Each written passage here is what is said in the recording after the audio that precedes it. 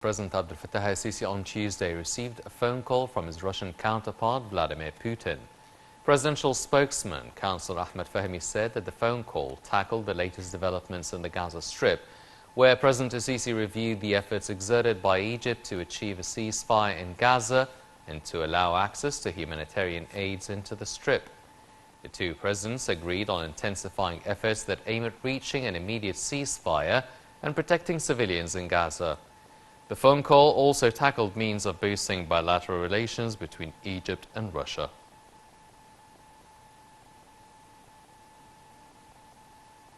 President Abdel Fattah al-Sisi received Zimbabwe's President Emmerson Mnangagwa in Cairo on Tuesday.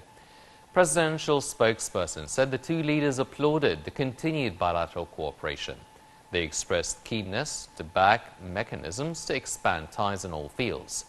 President al-Sisi and Mnangagwa stressed on the significance to develop cooperation in the fields of agriculture, agricultural industrialization, fish and cattle industries.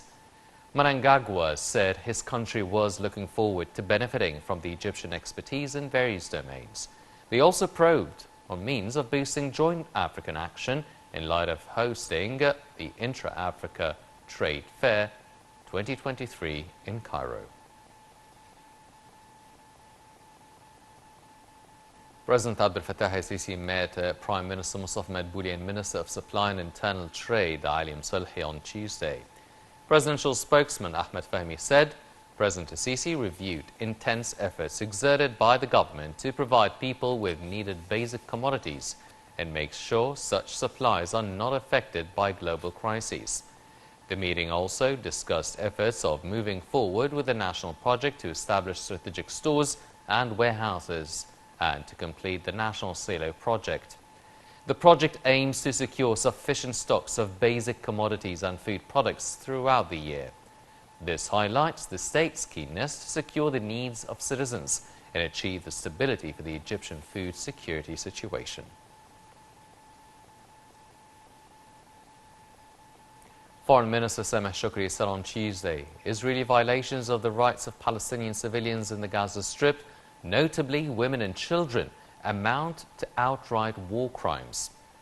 Meeting with the UN Undersecretary, the Executive Director of the UN Agency for Women, Sima Bahous, the top diplomat renewed a call for an immediate ceasefire in the Israeli war and a sufficient, safe and durable flow of aid and relief staff into the Palestinian enclave. Shoukry stressed that the international community should shoulder its responsibility to end the Israeli policy of collective punishment of the Gaza population.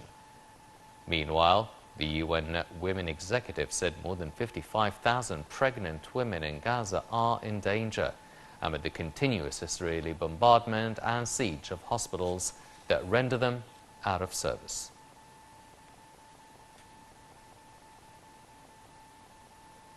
Foreign Minister Sameh Shoukry condemned on Tuesday calls by the Israeli Minister for Migration and Palestinians outside the Gaza Strip.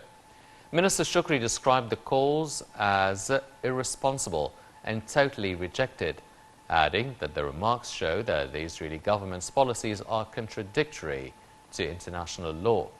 The top diplomat said any talk about a voluntary displacement of Palestinians are unacceptable, asserting that displacement is the result of military attacks and deliberate besiege of civilians in the Strip.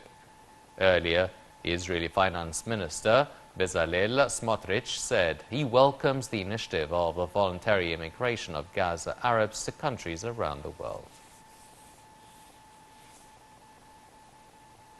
Egypt said on Tuesday the Rafah border crossing is open and has not closed at any time since the start of the Gaza crisis. In its statement, the Foreign Ministry confirmed that the Israeli side is responsible for blocking aid deliveries through the crossing as a result of extreme measures. According to the statement, those skeptical about the opening of the crossing can go back to data provided by the UN and international aid officials who visited Rafah, which show that Egypt had implemented all measures to guarantee allowing aid into Gaza. The statement expressed rejection to false allegations over Egypt's support to the Palestinian cause. Meanwhile, aid deliveries continued at the Rafah border crossing, readying to pass to Gaza. Nearly 161 trucks carrying food and medical aid and livelihood materials arrived at the crossing. The border crossing has witnessed the exit of 600 Egyptians and foreigners into Egypt.